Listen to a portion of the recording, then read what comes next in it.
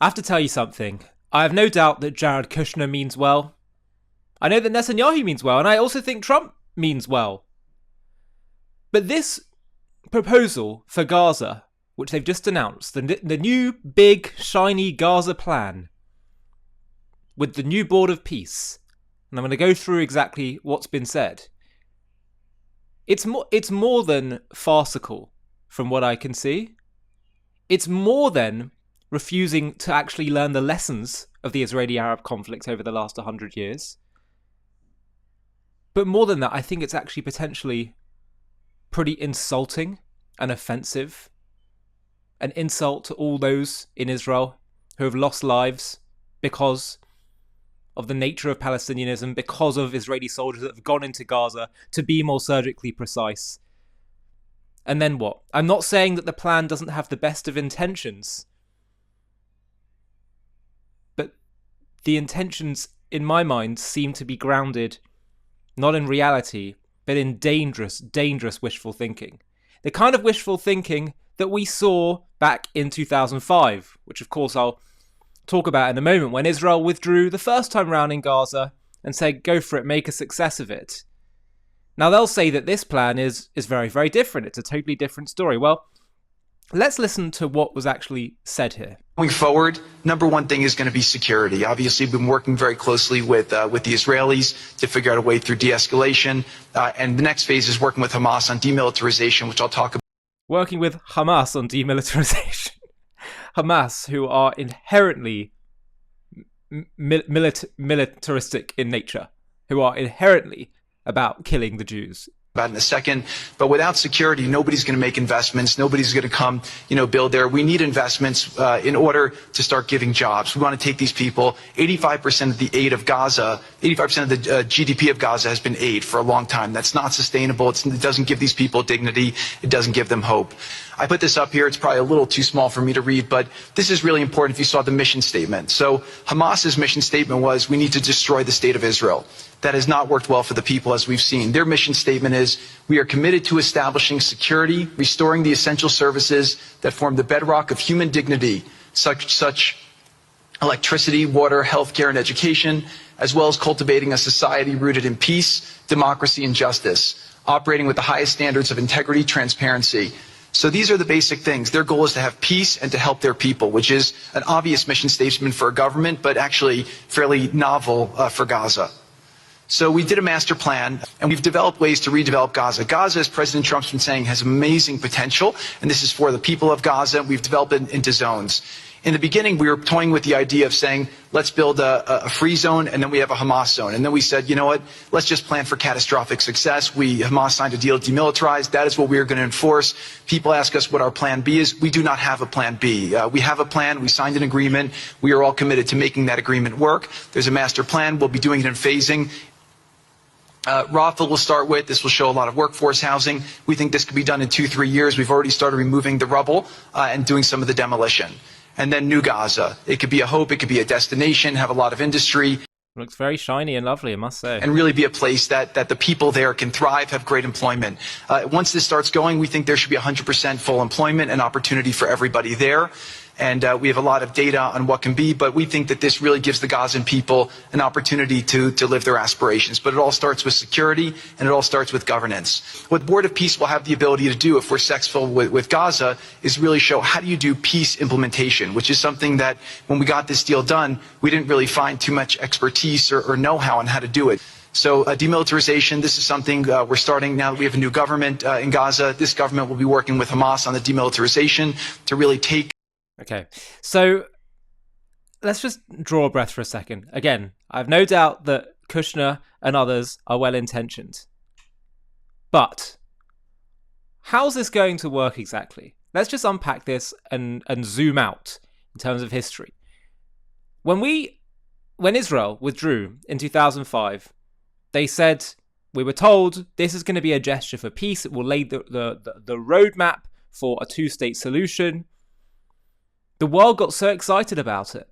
The world said, wow, big move by Israel, and it gives the Palestinians a chance for hope and self-determination and governance and aspiration and human rights, all the things that they were fooled to believe, was what the people of Gaza wanted. But what did they do? They were given elections, and everyone was shocked. They couldn't believe it, that the people of Gaza voted in Hamas. And Hamas took power, and democracy came to an end. So I was curious. I wanted to look up what would happen this time around in this new National Committee for the Administration of Gaza.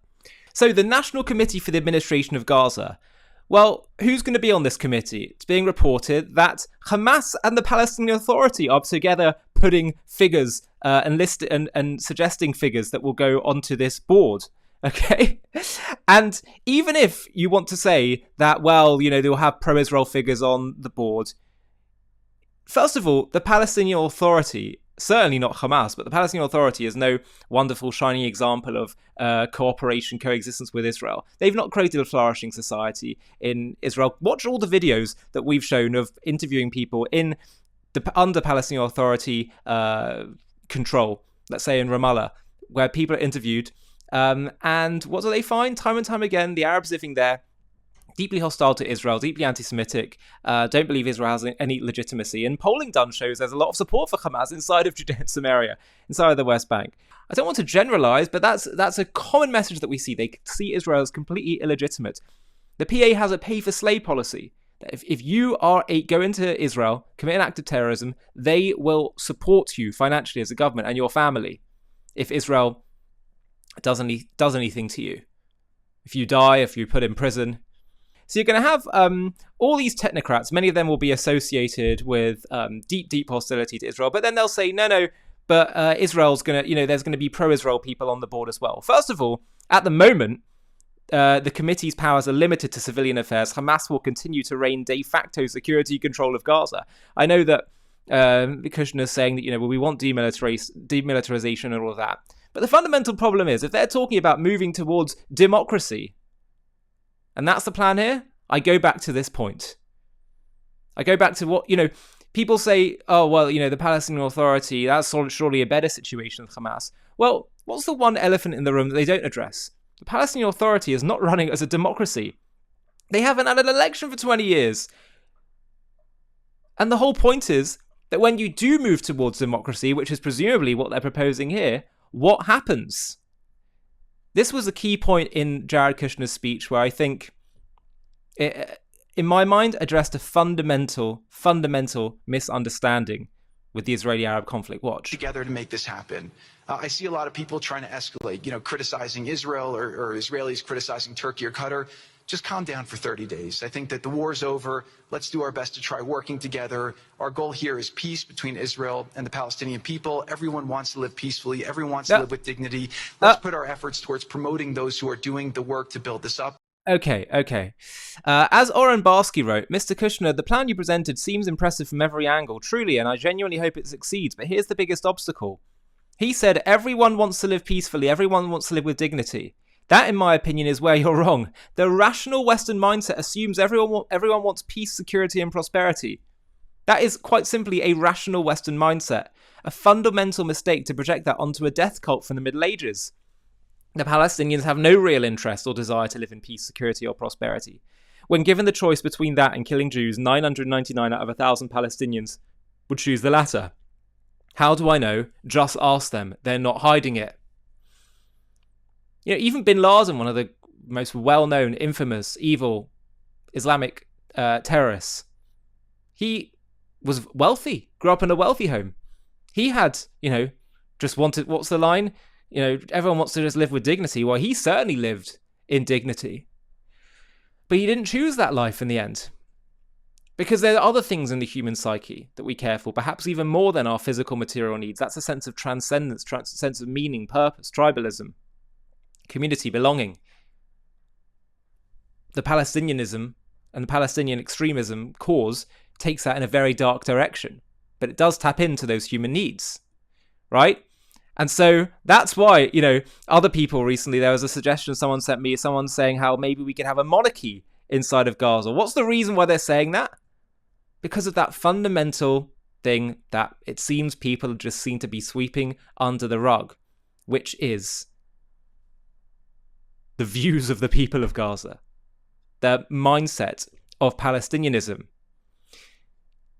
As Awesome Jew wrote, Jared Kushner just unveiled his plan to reconstruct Gaza after hundreds of Israeli soldiers died there, only for the territory to be handed back to Israel's enemies. This isn't a mistake or bad judgment, it's outright betrayal.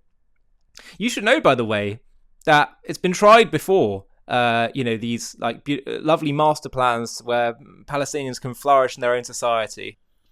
There's this city in Judea and Samaria that's been built called Rawabi, which was meant to be a bit like Kushner's plan, a flourishing example of a Palestinian city at its best, living alongside Israel. However, it's a bit of a ghost town from what I see. It's meant to house maybe 30,000 Palestinians. Right now, it's only 4,000 or 5,000. Now, there's a whole variety of reasons why this happens. But I think that fundamentally, one of the biggest reasons is that you have to have a will to want to build a nice society that coexists alongside Israel.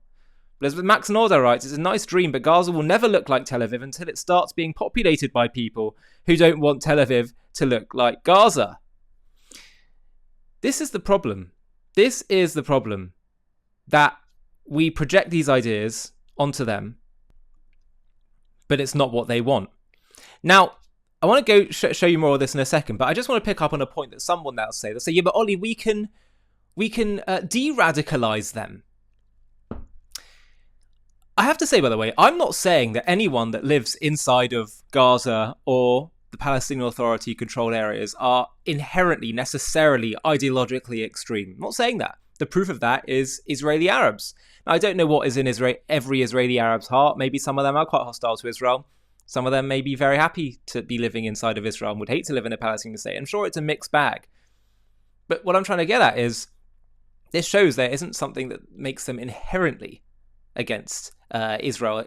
Maybe not about that in their hearts, but in terms of the way they lead their lives and what they choose to do. But my point is this. I think I would make the case to you, and I welcome your thoughts if you think differently to me. Please let me know in the comment section.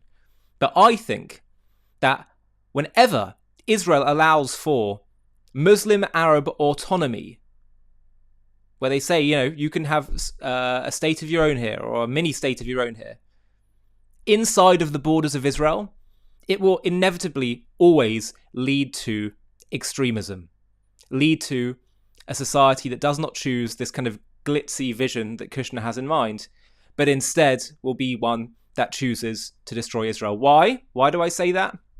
Because within their culture and tradition, yes, within Islam, which is very, very political and believes in Islam spreading throughout the region, the Middle East and the world, because within their whole identity of being a Palestinian, which is inherently about trying to destroy another nation, it's not a genuine desire for peace. The fact is that had the Arabs won in 1948, God forbid, they would have not created a Palestinian state because they didn't even have any sense of that or a sense of a unique Palestinian identity.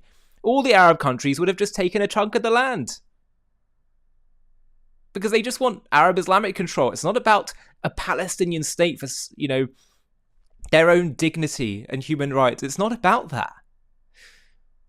And that's why between 48 to 67, Jordan and Egypt controlled Gaza and Judea and Samaria, the West Bank, as it's referred to, which is, by the way, an anti-Israel term because it's saying that it's west of the bank of the Jordan River rather than Judea and Samaria, which gives it a much more Jewish connection and is much more historically legitimate term.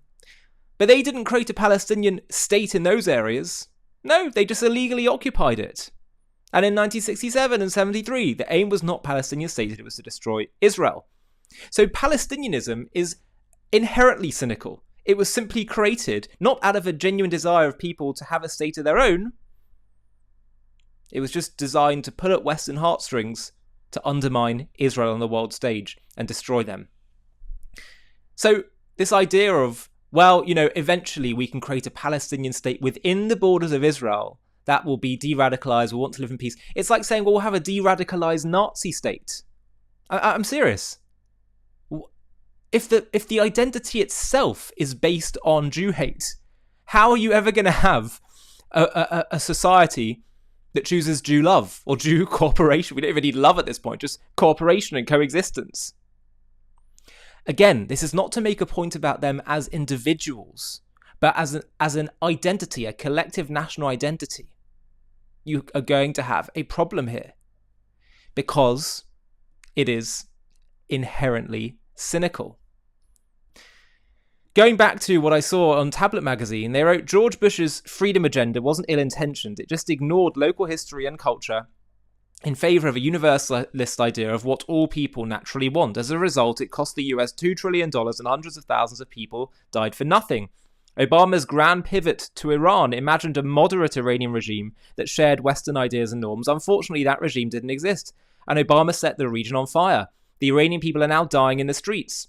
Now Jared Kushner imagines that Hamas supporters will pivot to becoming good Italians and Greeks if we spend enough money building luxury hotels in Gaza, with the cooperation of Saudi Arabia, Qatar, Turkey and Vladimir Putin. Care to take bets on how this is likely to turn out? Well, indeed.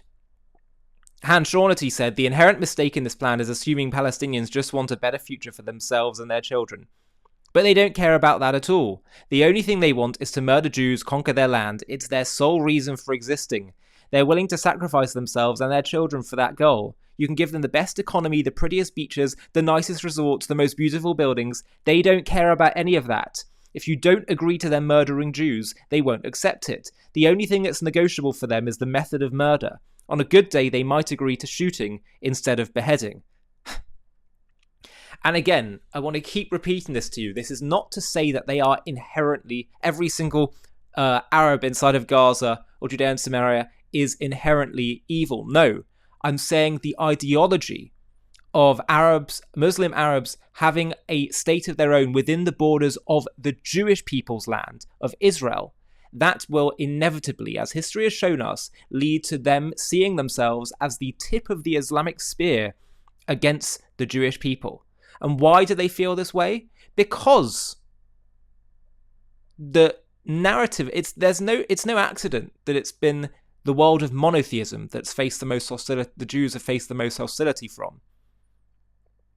Are the offshoots of Judaism, the children of Judaism, Islam and Christianity, because many have taken the narrative within those worlds that they see themselves as the new chosen people of God, and the replacement theologists in the Christian world and the political Islamists in the Islamic world, they see themselves as the new leaders of divine destiny, where they are the new chosen people. And so therefore, history entails that the Jews are the wandering Jew. They no longer return to sovereignty and glory in their land. God has rejected them, and now he embraces, in their case, Muslims. So think how threatening it is to their whole theology, their whole worldview, for the Jews to return to the land of Israel, which was promised in God's eternal covenant in the Torah. He said, I'll return you at the end of history. How do you deal with that? Well, either you have to have a serious theological reevaluation, or you just say, well, no, this is evil. And they've chosen the latter. And I say, take this investment, take this plan you have and this idea you have, and look at what Trump said initially in his first proposal, which was a remigration plan. Because for as long as they are within the borders of Israel as a cohesive identity, they choose war. And for their sake, as well as Israel's sake, it's not a good idea. They're going to inevitably face more conflict in the future. So why not take this investment and work on a remigration plan for them, perhaps throughout the Arab Muslim world to which they are from and indigenous to. And there's land mass 100 times the size of Israel. You know, one of the mistakes people make is thinking that Israel is the aggressor here and they are the victim. No, they are the tip of the spear of the anti-Israel Arab Islamic coalition, which actually extends even beyond the Arab world and the Muslim world, includes many people in the West as well. They're the tip of the spear that pretend to be, with this Palestinian identity invention, they pretend to be the victims, but actually it's the Arab Muslim world, the real conquerors of the land, the real colonizers, who are playing this game here. Israel's tried for far too long, and we're going to make this mistake again after over 1,000 soldiers died. Awesome Jew wrote again, I don't even know what to say anymore. Israelis need to wake up and face the truth. The country is being run by traitors and sellouts. For years, Israel's leadership has sacrificed its own people to appease Western and Muslim powers. This betrayal didn't happen overnight. It's been building for decades. Begin gave up the Sinai for a fake peace with Egypt. Troops were withdrawn from Lebanon only for Hezbollah to rise and take control. Rabin negotiated with the Oslo Accords, but Netanyahu implemented them, transferring control of most of Judea and Samaria to Israel's enemies. Sharon later surrendered Gaza. Now, Netanyahu, after over 1,000 Israelis were murdered by Hamas, is prepared to give Gaza back again for the second time. Israel has some of the most advanced weapons on earth, yet it trembles before Iran. This isn't weakness, it's betrayal. Israel has been sold out by globalist elites who don't care about Jews or Israelis and will accept bribes or submit to blackmail without hesitation. Israelis must wake up and replace this leadership. Well, they are strong words indeed from Awesome Jew. Again, I really have to state from the outset, I don't think people like Netanyahu are ill-intentioned, but I think there's certain errors in thinking here. I think one of the things that perhaps can only really be understood at a spiritual level is understanding that if you actually look at the story of the land of Israel, there's never been a unique nation that has created a unique identity in this plot of land other than the Jewish people. For everyone else, it's empires and nations that conquer the territory, but to create within the territory of the land of Israel a unique people with a unique national identity, it doesn't happen. Why? Because at a spiritual level, the land only welcomes its people for its own unique sovereignty there. There's this remarkable destiny of the Jews with the land of Israel that you just don't see in other countries and other histories. You know, there's this remarkable line in Leviticus where God says, when he speaks about the exile that will unfold, God says, I will make the land desolate so that it will become desolate also for your enemies who live in it. So it's saying that the land will become a wasteland. It, will prosper when you come into the promised land. And yes, you'll have, it'll be a flourishing, blossoming land. But when you go into exile, the land will become desolate. And even for your enemies who go there, it will be desolate. It's actually a blessing in disguise, because imagine had another nation built up the land of Israel. Then when the Jews come back, they'd say, sorry, there's no space for you anymore here. So it's amazing. For thousands of years, the land remained pretty desolate. There's, various commentators, whether it was actually the Ramban who went to visit Israel, or in the medieval time, or Mark Twain who went in the 1800s, and he said this land is desolate. Yes, there were some people living there, but by and large, it was largely desolate. And then when the Jews return, the land begins to respond to its people once again. Yes, they used technology, irrigation, all of that, but there's a reason it happened like this in history, that for thousands of years it was laid desolate. And therefore, the reason why I share this with you is because any notion that if we give this land to other peoples and try and let them have sovereignty there, it's not at a spiritual level. The land won't accept it. It's not going to work out well. But even without that, just listening to them, listening to what they tell us, they're not concerned with statehood. The fact is that if the Arabs inside of Gaza or Judea and Samaria, most of them, if you were to ask them, would you rather a Palestinian state, free Palestine, from the river to the sea, but just one tiny Jewish enclave, one tiny Jewish city in, northern Israel, where they have autonomy there, or no free Palestine whatsoever, but it's run by another Muslim country? What would you rather? The whole thing is run by another Muslim country, conquered, colonized. They'd choose the latter. So that tells you all you need to know. Now, again, some might come back to me and say, yeah, but Ollie, that can change. I say to you, there's nothing to base it on. There's nothing to base their national identity on. And creating it out of nowhere, when there's so much for them to draw upon that could lead them to want to hate on the Jews, I say it's not worth that risk. It's not worth it.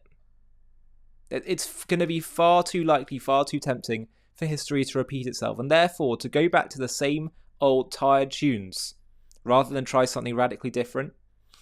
Yes, that is a deep failure, deep lack of confidence of our leaders. But the one other thing that hasn't been mentioned that in some ways should be the most important thing of all to say. Instead of constantly trying to say whether or not Palestinianism is legitimate or not, whether or not having a state for them is right or not, we need to start speaking not in the negative, in the defensive, but also in the positive.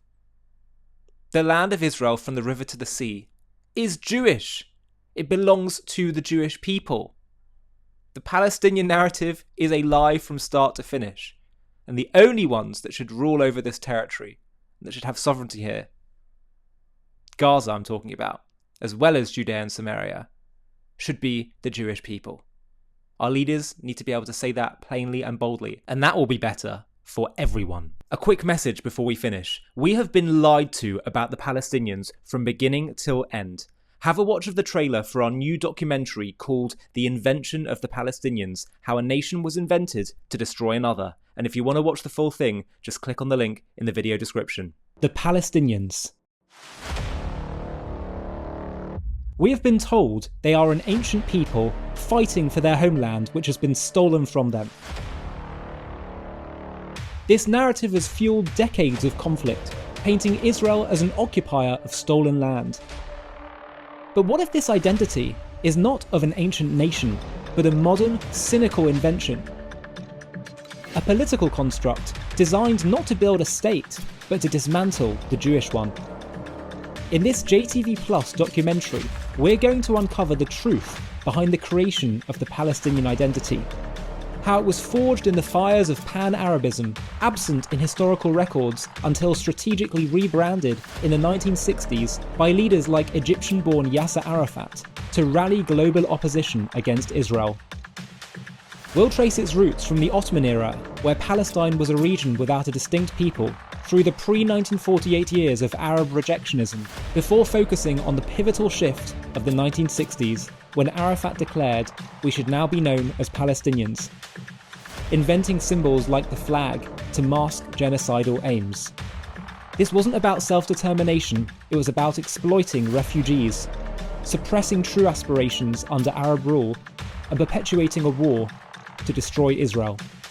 Join us as we debunk the myths of an ancient Palestinian nation, expose the strategic manipulation, and reveal how this construct has hindered peace while fueling hate. Fair but firm, this is the story of an identity weaponized not for building a future, but for erasing one. To watch this JTV Plus documentary and access much more premium content, click on the link in the video description.